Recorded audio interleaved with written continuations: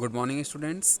So today is history turn beta, and as you know, chapter 4 is going on, rise of kingdoms and republicans. So beta, most of the part of this chapter we have understood and explained in the previous video. Now here beta the topic comes contribution of the Greeks, means अब हम Greeks के बारे में पढ़ेंगे कि जो Republicans और जो किंगडम्स बनने लगी थी, जिनका राइज हुआ था, तो उनमें जो है ग्रीक्स का कंट्रीब्यूशन क्या था, मतलब सहयोग क्या था. The Greek civilization is the called the master of all civilisations.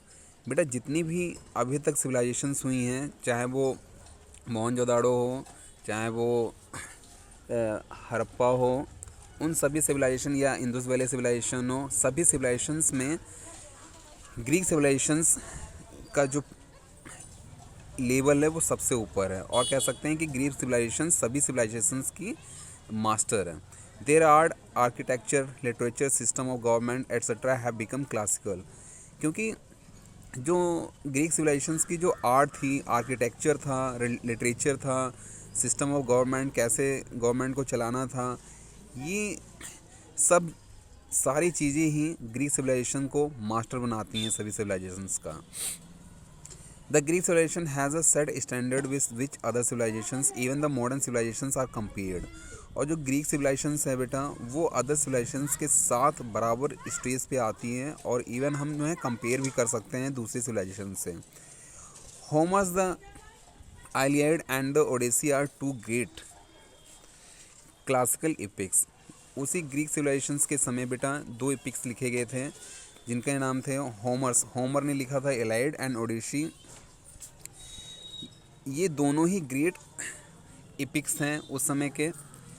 Epics means होता है बेटा जो ग्रंथ होते हैं, ठीक है ना, रिलीजियस बुक भी कह सकते हैं. Many playwrights wrote a number of plays, specially tragedies that actual all the exciting tragedies. बहुत सारे प्ले राइटर्स ने बहुत ज़्यादा प्लेज लिखे, स्पेशली जो उनका प्ले लिखने का जो बेस्ड होता था वो ट्रेजिडी होता था, ठीक है ना, वो ट्रेजिडीज़ के ऊपर ज़्यादातर प्ले लिखते थे. Herodotus was a great historian, और जो हेरोडोटस है वो एक ग्रेट हिस्टोरियन था. He is called the father of history, और उनको जो है फादर ऑफ हिस्ट्री भी कहते हैं. यस बेटा, ये बहुत इंपॉर्टेंट क्वेश्चन है कि who is called the father of history. So बेटा answer is Herodotus. Socrates, Plato and Aristotle are the greatest philosophers of all the time. और Socrates, Plato and Aristotle ये बहुत ही ज़्यादा अच्छे फिलोसफर हुए हैं ग्रीक सिविलाइजेशंस में. Euclid and Pythagoras were expert in geometry, और दो साइंटिस्ट थे, या दो हम मैथमेटिशियन भी कह सकते हैं, यूक्लिड एंड पाइथागोरस. ये दोनों ही बहुत ही अच्छे जो हैं मैथमेटिशियन थे उस समय के. आप पाइथागोरस थ्योरम पढ़ते भी हैं मैथ्स में. Archimedes was a great mathematician, और आर्किमिडीज क्या थे, ये भी ग्रेट मैथमेटिशियन थे. The Olympic games the largest sport event in the world. आप जानते हो कि ओलंपिक गेम्स जो होते हैं वो सबसे बड़े गेम्स हैं पूरे वर्ल्ड के. ये भी बेटा, ये गेम्स भी ग्रीस के द्वारा ही स्टार्ट किए गए थे. These games were started by the Greeks only. The games were held every 4 years at Olympia. आप जानते हो कि ओलंपिक गेम्स जो हैं, Olympic games falls each and after 4 years. 4 साल के बाद ओलंपिक गेम्स होते हैं, जिसमें बहुत सारी कंट्रीज़ जो हैं पार्टिसिपेट करती हैं. और you know this that in this year 2020 बेटा Olympic games were about to held, but due to corona epidemic बेटा it is postpone. It might be in 2021 now. And so rise and growth of Chandragupta Maurya. अब बेटा हम पढ़ेंगे कि जो है चंद्रगुप्त मौर्य कैसे आए और इनकी ग्रोथ कैसे हुई. In the last quarter of 4th century BC, जो 4th century BC है, इसका जो सबसे लास्ट वाले टाइम में, when it is about to end up, जब 4th century जब जो है ओवर होने वाली थी, तो उस समय the Mauryan dynasty replace the Nandas. उस समय क्या हुआ कि नंदास को रिप्लेस करके मौर्यन डायनेस्टी आ गई. मीन्स पहले नंदा डायनेस्टी थी, बट उसको रिप्लेस करके, उसको हरा कर मौर्यन डायनेस्टी जो है आ गई. The dynasty was founded by Chandragupta Maurya. Mauryan dynasty को बेटा चंद्रगुप्त मौर्य ने जो है फाउंड की थी, मीन्स इस्टेब्लिश किया था. A person of humble origin, बहुत ही अच्छे पर्सन थे ये.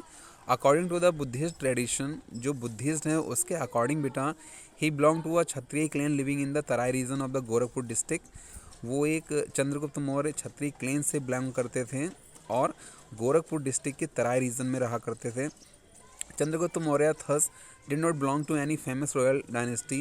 Taking advantage of weakness of Nandaz, he was able to capture the throne of Patliputra, the capital of Nandaz.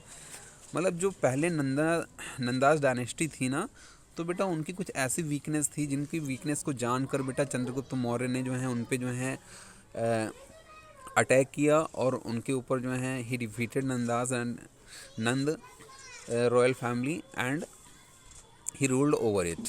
और उसके बाद जो है उनको हरा के नंद लोगों को अपनी जो है डायनेस्टी बना ली, ठीक है ना। और पाटलिपुत्र जो कि नंद की कैपिटल थी, जो नंद राजा लोग हुआ करते थे उनकी जो कैपिटल थी, उसको भी जो है अपने अंडर में कर लिया। ही वॉज हेल्प बाय ब्राह्मण ऑफ तक्षशिला। चंद्रगुप्त मौर्य की जो है बेटा तक्षशिला के एक ब्राह्मण थे जिनका नाम चाणक्य है, ठीक है ना। आप जानते भी हो कि ये कितने फेमस पर्सनैलिटी हैं उस समय के और अभी भी फेमस हैं, ठीक है ना। तो इन्होंने चाणक्य ने जो है क्या किया था, उनकी हेल्प की थी चंद्रगुप्त मौर्य की। Chanakya is also called Kautilya और द ग्रेट डिप्लोमेट। और चाणक्य को हम जो है कौटिल्य के नाम से भी जानते हैं और ग्रेट डिप्लोमेट भी इनको कहते हैं। ना बेटा your homework is to find the exercise of this chapter बेटा, okay. So beta you have to find the exercise of this chapter. Thank you. Have a nice day beta.